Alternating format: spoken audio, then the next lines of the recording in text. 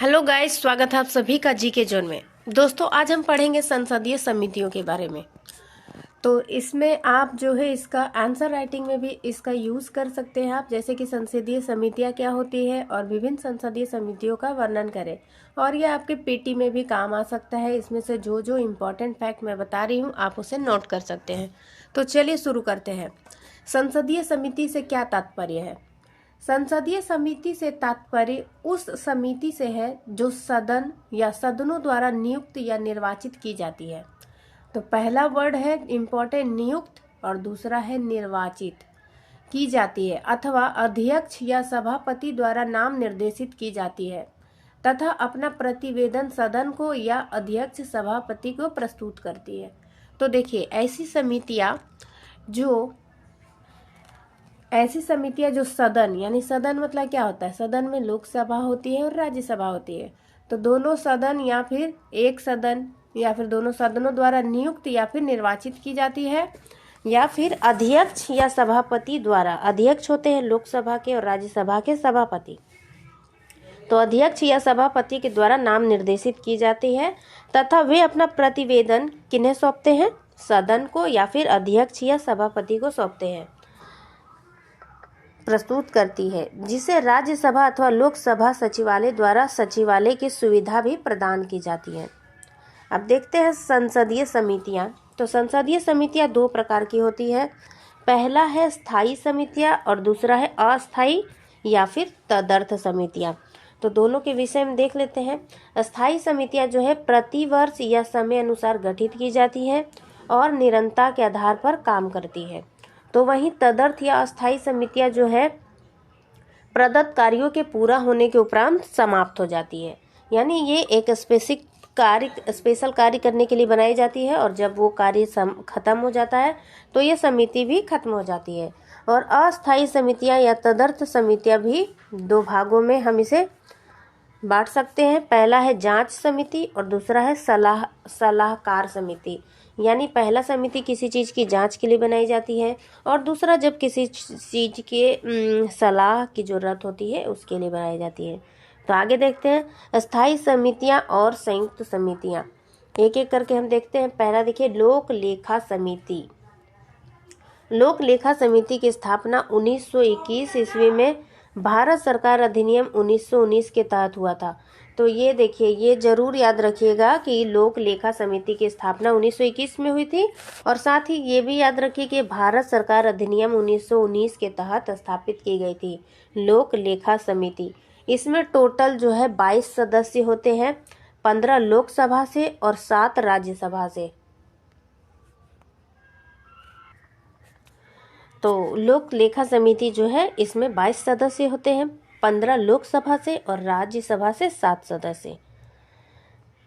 लोक लेखा समिति जो है संसद प्रत्येक वर्ष अपने सदस्यों के बीच से एकल संक्रमणीय सिद्धांत के आधार पर हस्तांतरीय मत के माध्यम से इनका चयन करती है और इस तरह इसमें सभी दलों का प्रतिनिधित्व रहता है। ये काफ़ी इम्पोर्टेंट है। सदस्यों का कार्यकाल कितना होता है? 1 वर्ष का होता है और किसी मंत्री को इसका सदस्य नहीं चुना जा सकता। यानी कि कोई अगर मंत्री है तो उसको इसका सदस्य नहीं चुना जा सकता है। समिति के अध्यक्ष का चुनाव इसके सदस्यों के बीच से लोकसभा के अध्यक्ष करते हैं। 1966-67 तक समिति का अध्यक्ष सत्तारूढ़ दल से होता था। हालांकि 1967 से समिति का अध्यक्ष विपक्षी दल से चुना जाने लगा है। अब इसके कार्य की बात करते हैं। तो लोक लेखा समिति का कार्य क्या है? पहला देखिए, नियंत्रण एवं महालेखा परीक्षक कैग की वार्षिक रिपोर्ट की जांच करना, जिसे राष्ट्रपति संसद के समक्ष रखते हैं। नेक्स्ट है, कैग 3 जांच रिपोर्ट राष्ट्रपति को सौंपते हैं। कैग जो है 3 जांच रिपोर्ट जो है राष्ट्रपति के समक्ष सौंपते हैं। पहला कौन सा है? विनियोग लेखाओं से संबंधित लेखा परीक्षा रिपोर्ट, दूसरा है वित्त लेखाओं संबंधी लेखा परीक्षा रिपोर्ट और तीसरा है सरकारी उपक्रमों संबंधी लेखा परीक्षा रिपोर्ट। लोक लेखा समिति न केवल विधिक दृष्टि से सार्वजनिक व्यय की जांच करती है, अपितु वह इस संबंध में तकनीकी खामियों का भी आकलन करती है। तो लोक लेखा समिति जो है क्या करती है, सार्वजनिक व्यय की जांच करती है, यानी कि सार्वजनिक रूप से कितना व्यय हुआ है, और न केवल जांच करती है बल्कि तकनीकी खामियों का भी आकलन करती है। नेक्स्ट है प्रोक्लन समिति। प्रोक्लन समिति जो है स्थायी मितव्ययता समिति भी से कहते हैं।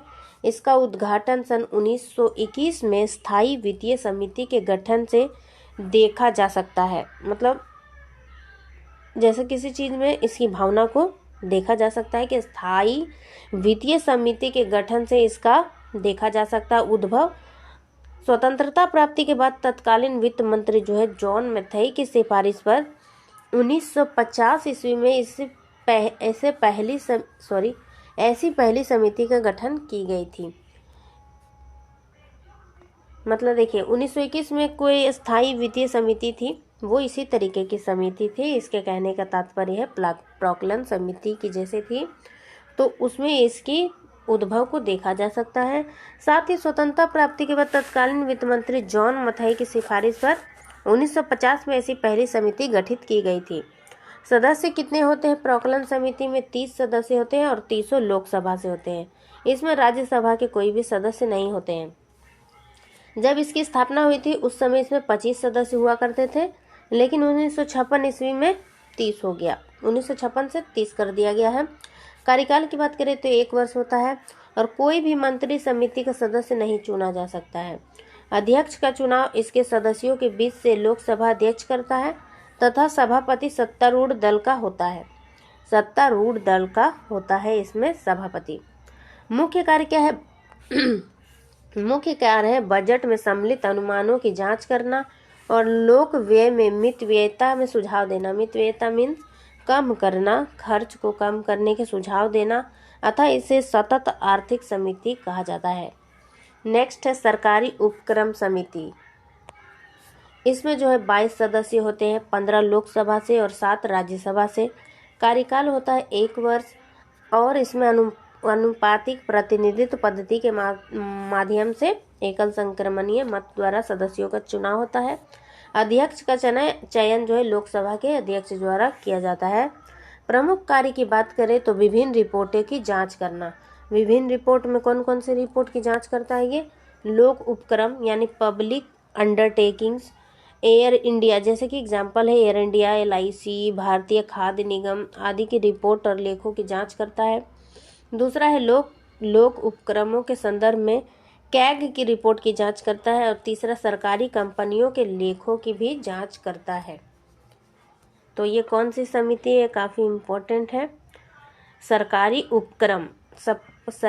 उपक्रम समिति, इसका नाम से ही लग रहा है कि इसी तरीके का काम करेगा। नेक्स्ट है कार्य मंत्रणा समिति यानी बिजनेस एडवाइजरी कमेटी। ये कमेटी क्या करता है? यह समिति दोनों सदनों में अलग अलग होती है। ठीक है, दोनों सदन यानी लोकसभा और राज्यसभा में अलग अलग होती है। एक तरफ जहां लोकसभा में 15 सदस्यों के मिलने से इस समिति का निर्माण होता है, तो वहीं राज्यसभा के 11 सदस्यों के सम्मिलित रूप से इस समिति का संचालन होता है। तो ध्यान रखिए 11 और 15 लोकसभा, 15 राज्यसभा, 11।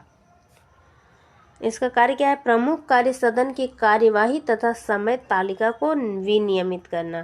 तो ये समझ गए आप। ये देखिए कार्य मंत्रणा समिति यानी बिजनेस एडवाइजरी कमेटी इसका इंग्लिश में नाम है।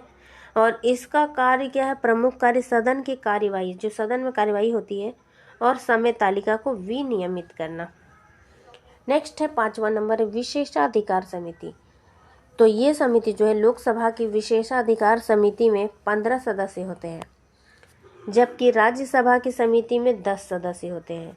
तो ये सब जो है एक जगह नोट कर लीजिए इस तरीके से कि इस समिति में लोकसभा के इतने, इसमें राज्यसभा के इतने। किसी समिति में लोकसभा के ही होते हैं, राज्यसभा के नहीं होते हैं, तो उसे भी अलग से लिख लीजिए वरना भूल जाइएगा। मुख्य कार्य क्या है? किसी समिति के सदस्यों के विशेषाधिकारों के हनन के मामलों में इसका कार्य क्या है? विशेषाधिकार समिति इसका नाम है। ये किसी समिति के सदस्यों के विशेषाधिकारों के हनन के मामलों को देखता है। नेक्स्ट है 6वां नंबर अनुसूचित जातियों व जनजातियों के कल्याण संबंधी समिति। इसमें 30 सदस्य होते हैं। 30 सदस्य में से 20 लोकसभा के, 10 राज्यसभा के। एकल संक्रमणीय मत द्वारा चयन होता है। कार्यकाल 1 वर्ष होता है। प्रमुख कार्य क्या है?